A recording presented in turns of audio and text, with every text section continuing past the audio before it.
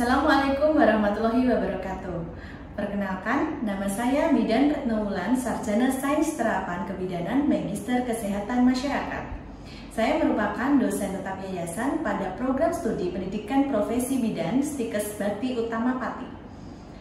Pernyataan diri dosen ini saya sampaikan sebagai bentuk unjuk kerja Tridharma Perguruan Tinggi. Pada kesempatan kali ini, saya akan memperkenalkan terkait mata kuliah yang saya ampu, yaitu Evidence Based dalam Praktek Kebidanan, di mana Evidence Based dalam Praktek Kebidanan ini berada pada semester 3 Prodi Sarjana Kebidanan dan merupakan mata kuliah pendukung. Pada mata kuliah ini, dosen yang mengampu berjumlah 4 dosen, termasuk saya di dalamnya, dan jumlah SKS-nya ada 4 SKS, terdiri dari teori 3 SKS dan praktikum 1 SKS. Adapun deskripsi mata kuliah, yaitu setelah selesai mengikuti program pembelajaran pada mata kuliah ini, mahasiswa mampu memahami dan memberikan asuhan kebidanan berbasis bukti penelitian yang telah teruji secara sistematis, dan dalam hal ini mulai dari proses sistematis ini untuk mencari, menilai, dan menggunakan hasil penelitian. Kemampuan yang diharapkan yaitu mahasiswa mampu yang pertama memilih dan menerapkan metode penelitian dalam praktek kebidanan. Yang kedua, mahasiswa mampu menerapkan evidence-based in midwifery practice dalam pelayanan kebidanan. Yang ketiga, mengaplikasikan penelitian evidence dalam praktek kebidanan.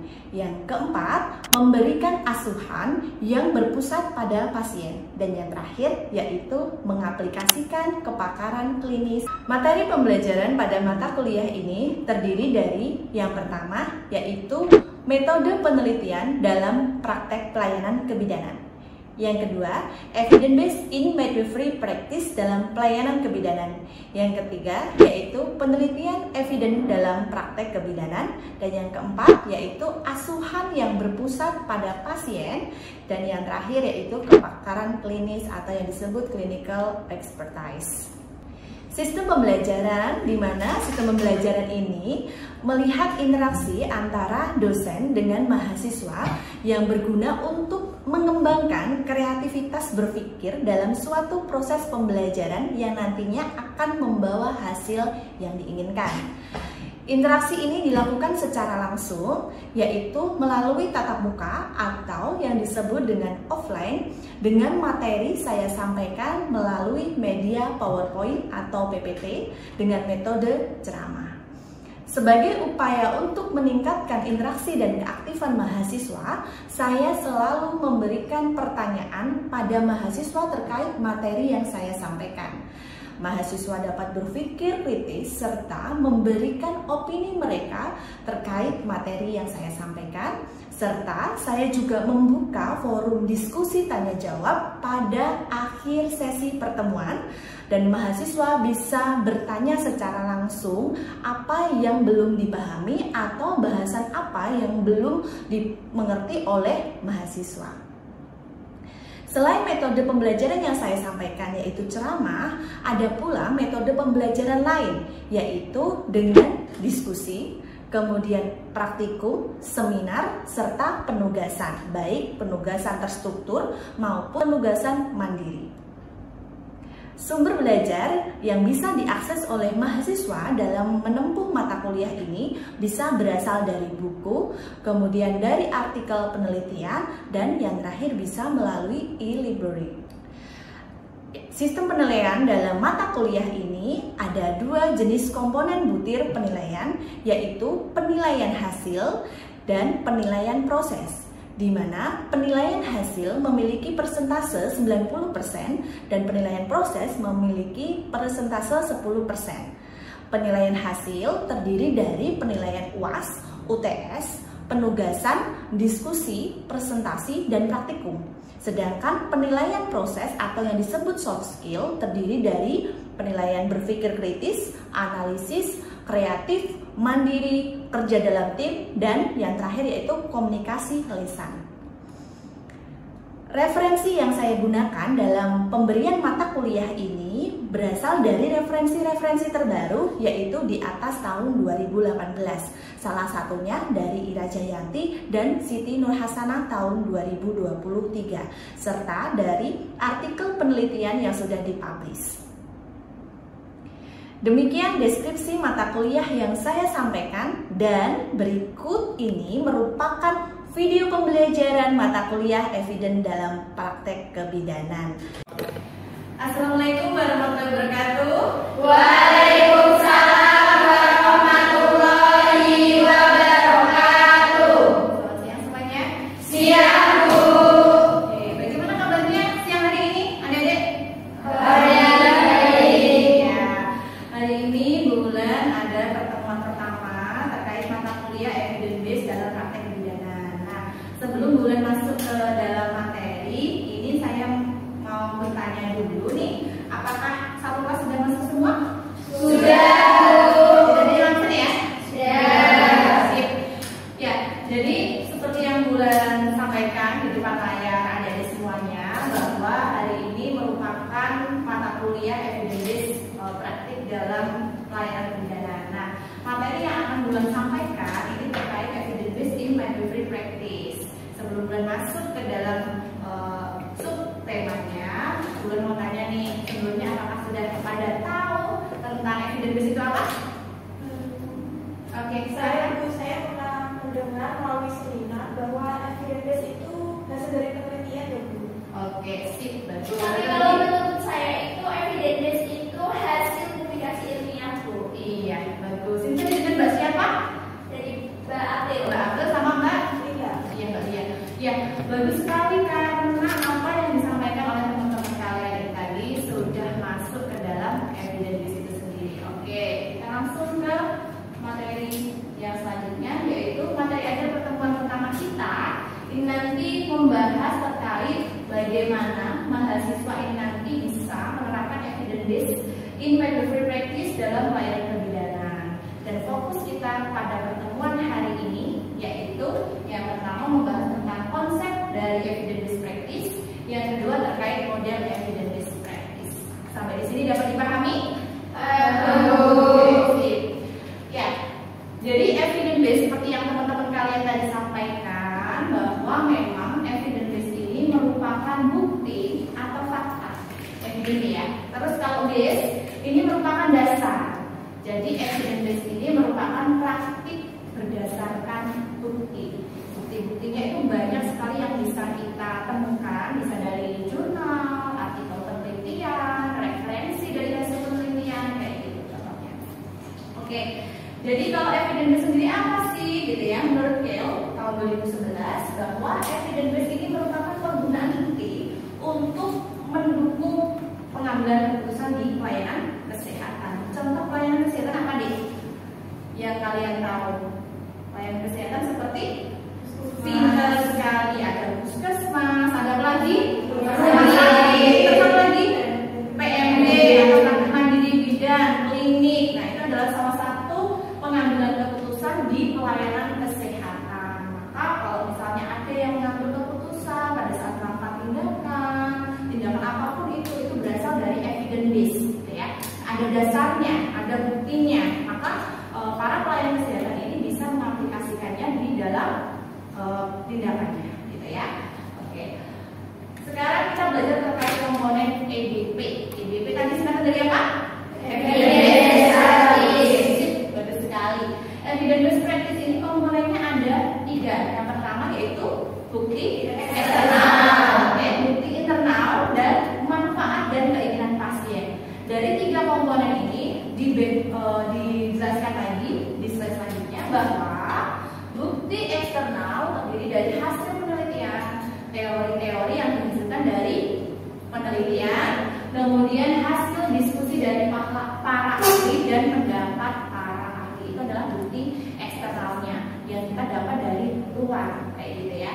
Nah, kalau bukti internal ini adalah dari hasil penilaian klinis, kayak gitu. Terus hasil dari pengkajian dan evaluasi, analisis klinis. Nah, itu termasuk dari bukti internal kita atau yang dikenal dengan clinical expertise. Oke, sip.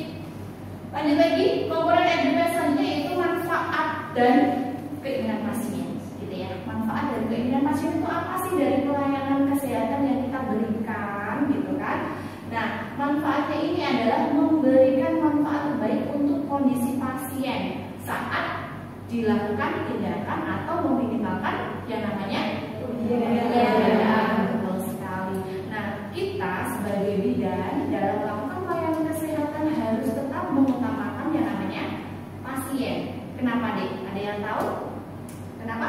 Karena dalam pelayanan kesehatan itu yang utama adalah kepuasan pasien. Maka dari itu nanti kalau kalian ini sudah praktek, kepuasan pasien menjadi hal yang nomor satu. Jadi kita utamakan pasien, kita berikan pelayanan yang terbaik, berikan pelayanan yang paripurna kayak gitu. Nah, itu adalah salah satu dari komponen EDP kita, yaitu manfaat dan keinginan pasien. Dimana nanti hasil akhirnya dia akan menunjuk nih di bawahnya ya, evidence-based clinical decision making. Jadi kita akan mampu untuk mengambil keputusan, gitu.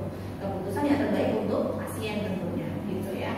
Contohnya ada yang tahu evidence-based yang sudah kita terapkan saat ini, yang berdasarkan bukti, misal dari pelaksanaan asuhan pada bayi. Pernah mendengar perawatan tali pusat, Dek?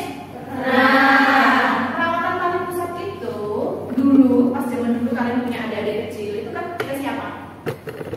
Betadine. Nah, sekarang itu betadine udah tidak boleh diberikan kepada bayi baru lahir, khususnya di area perawatan tali pusat, karena itu bisa membahayakan. Dan itu berasal dari evidence base, kita lakukan penelitian, kita bedakan tuh dari yang namanya kita tim kontrol sama intervensi, yang satu dikasih betadine, yang satunya tidak dikasih betadine, yaitu hanya kasa kering. Dan hasilnya terbukti bahwa yang menggunakan kasa kering itu lebih cepat keringnya tali pusatnya, gitu. Ya, itu salah satu yang kita terapkan di evidence base ini. Oke, nah tujuannya apa nih? Tujuannya adalah memberi alat. Jadi kita memberi alat berdasarkan bukti, ya berdasarkan bukti terbaik yang ada untuk mencegah adanya gangguan. Jadi salah satunya tadi yang Bulan sampaikan kan ya, dari ada yang namanya perawatan tali pusat itu yang awalnya ada kasih betadine, terus sekarang berubah lagi menjadi kasa kering, bahkan ada lagi yang terbaru itu dibiarkan terbuka itu ada deh. Jadi yang namanya penelitian itu setiap harinya atau setiap tahunnya mesti akan ada pembaharuan teori gitu. Jadi kita sebagai bidan harus selalu mengembangkan diri gitu ya. Mengembangkan diri dalam hal apa? Dalam hal fokusin pada kesehatan gitu. Nah, artinya ini ada artinya bahwa dalam memilih suatu pendekatan pengobatan kita hendaknya harus berdasarkan bukti yang ada. Jangan asal gitu ya. Buktinya apa sih? Ada nggak sih hasil penelitiannya, evidence base-nya di mana? Kayak kita sudah sering menerapkan yang namanya hipno. Pernah mendengar hipno? Nah, hipnobirthing, hipnoterapi. Nah, itu kan ada peneliti-peneliti yang memang melakukan penelitian itu untuk melihat apakah hasil penelitian itu memang bagus untuk diaplikasikan. Kayak gitu. Itu salah satu contohnya. Nah, tujuan evidence base ini seperti itu ya. Manfaatnya, yang pertama, menjadi jembatan antara penelitian dan praktik. Menjadi jembatan penelitian dan praktik. Kenapa demikian? Karena antara praktik yang dilakukan oleh Bu Bidan sama hasil penelitian itu harus sinkron, gitu ya. Contoh yang lain apa kira-kira ya? Yang misal mengarah kepada kebidanan, kita ambil contoh yang kehamilan aja deh. Kehamilan itu zaman dulu pada saat mau nyeri punggung, perasaan nyeri punggung itu kan pasti akan dilakukan pijat, gitu kan?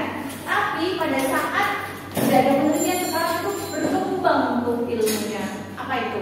Yaitu dilakukan jimbol. Jadi pengaplikasian jimbol. Orang dengan jimbol.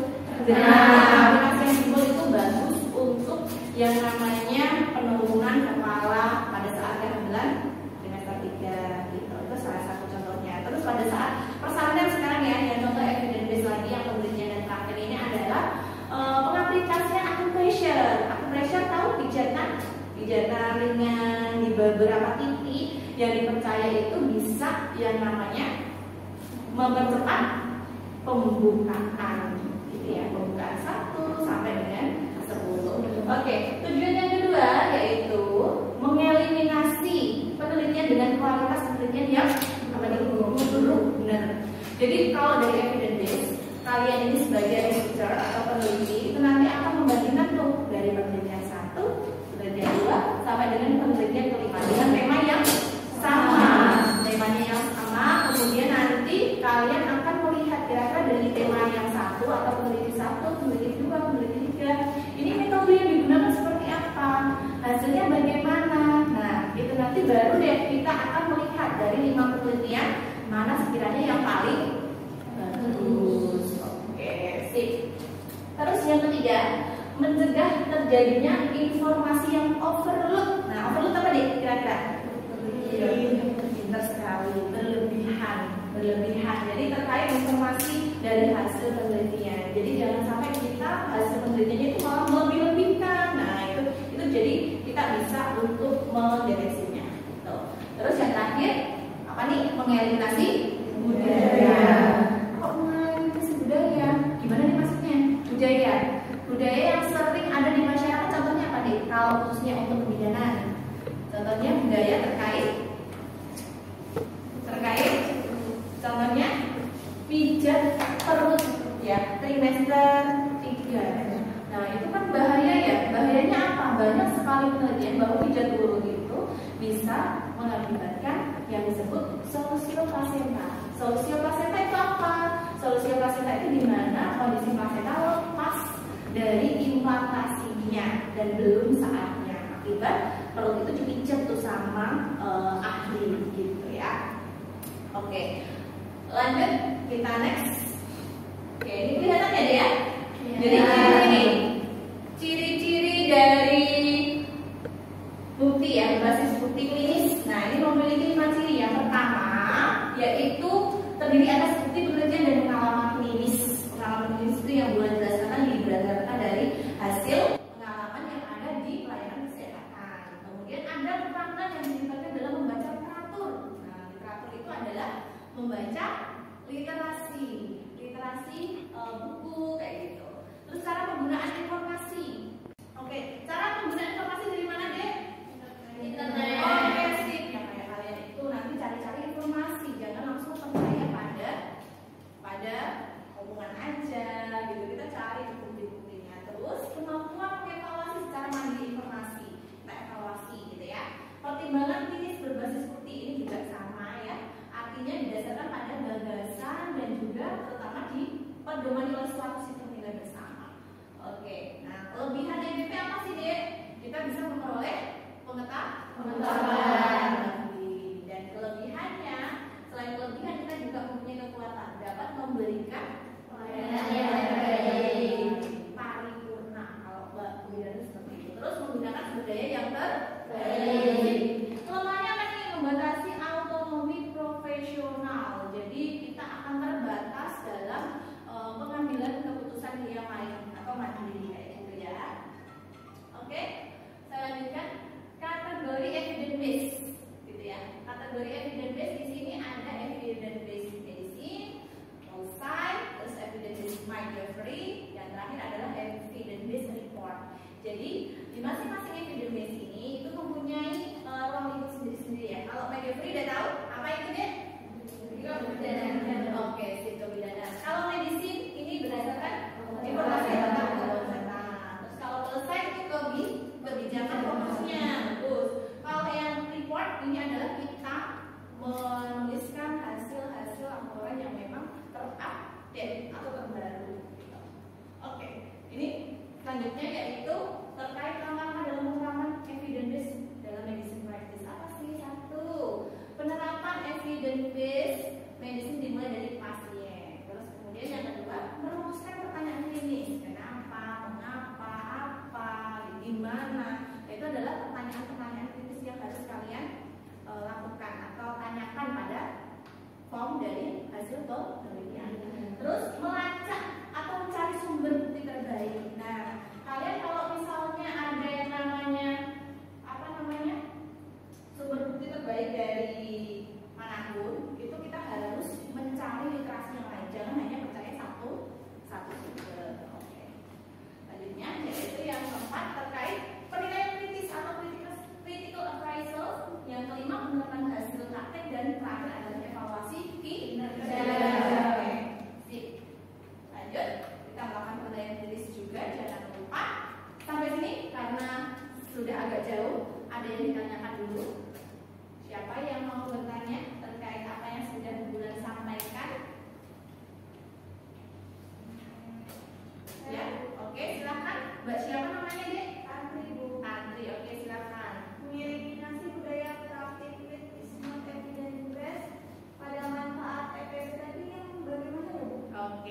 pertanyaan yang bagus sekali Mbak Tantri. Jadi untuk mengeliminasi budaya seperti yang Bulan sampaikan, dari budaya-budaya yang ada di masyarakat itu nanti kita akan melihat apakah budaya itu memang bagus untuk kesehatan atau enggak, gitu kan?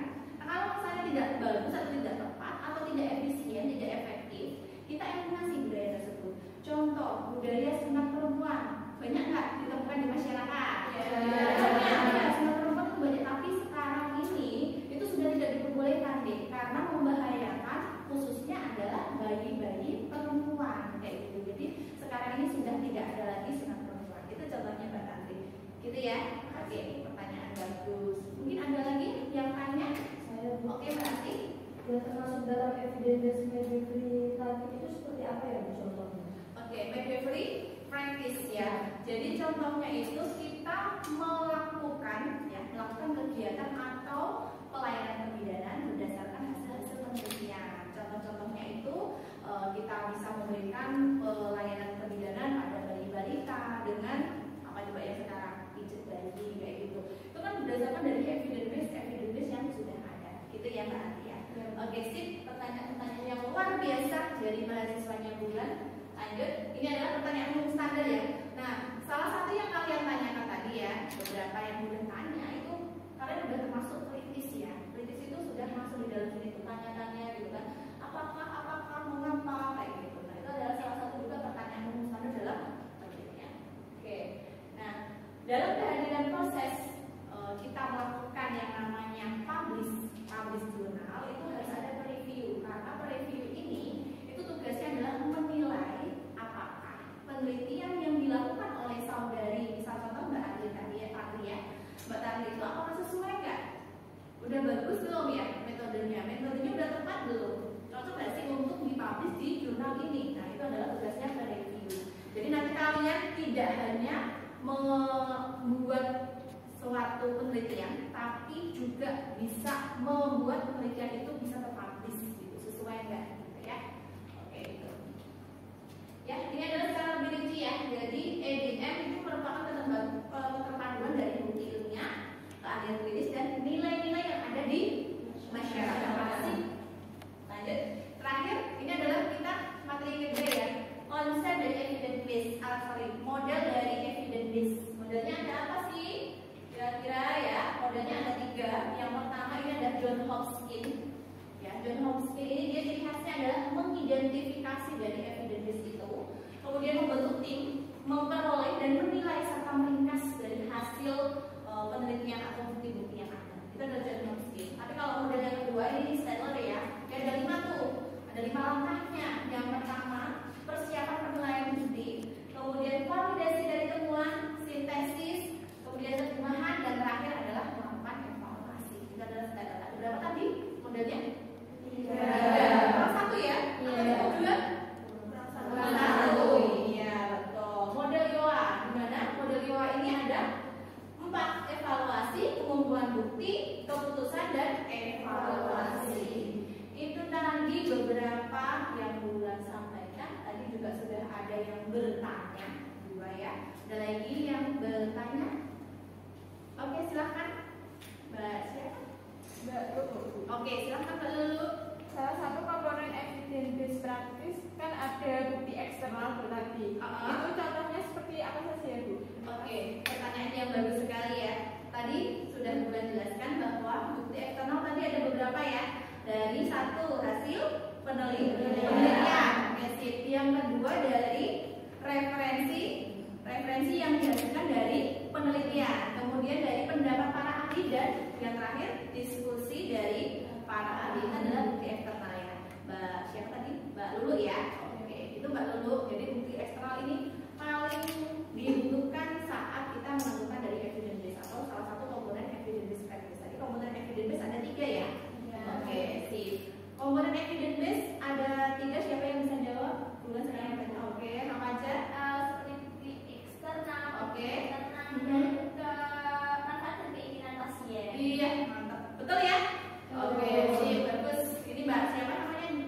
April. Oke, selanjutnya pertanyaan yang kedua.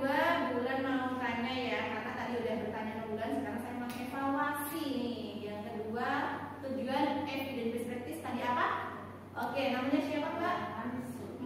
Untuk memberikan alat berdasarkan bukti-bukti yang ada yang terbalik seperti itu untuk mencegah, mendeteksi dan menangani gangguan kesehatan dan kejiwaan. Oh, mantap, bagus ya, betul sekali, perfect. Jadi mendengarkan banget nih. Terakhir nih, pertanyaan ketiga. Bagaimana cara penerapan dari hasil praktik itu maksudnya gimana ya? Hasil praktik pada klien. Oke, sih Mbak, siapa namanya? Oke, silakan Mbak Jen. Membuat keputusan untuk menggunakan atau tidak menggunakan hasil studi. Oke, sip, bagus sekali. Jadi kadang hasil penelitian ini ada yang digunakan, diterapkan, ada juga yang tidak diterapkan karena ada beberapa penilaian yang dilakukan untuk bisa penelitian ini diaplikasikan untuk pelayanan kesehatan karena tidak semuanya bisa lolos uji etik kayak gitu ya. Jadi kayak kita kayak bulan yang melakukan penelitian itu harus ada uji etiknya nih, uji etiknya apa gitu ya.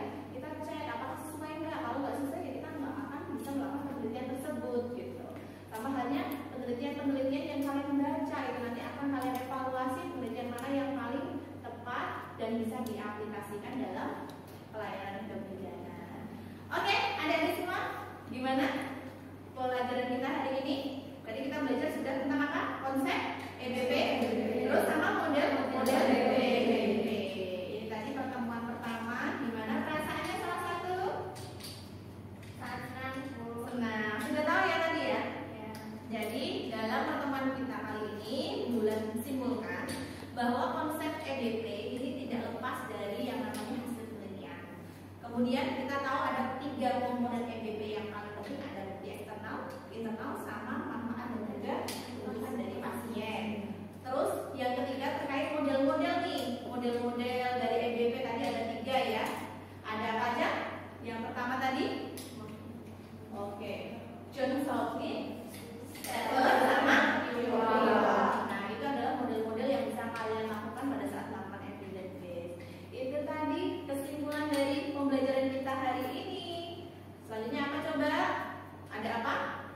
Tugas. Oke ya, karena supaya bulan bisa melakukan penilaian dari pemahaman semuanya, bulan ada tugas nih. Simple. Tadi sudah saya singgung-singgung sedikit ya. Jadi kalian membuat atau membuat apa namanya pembahasan critical appraisal dari 5 artikel yang terbaru ya 2019 sampai 2024 dikumpulkan paling lambat 1 minggu atau pertemuan kedua kita gitu ya. 5 artikel nanti di apa namanya dituliskan kemudian kita lakukan kesimpulannya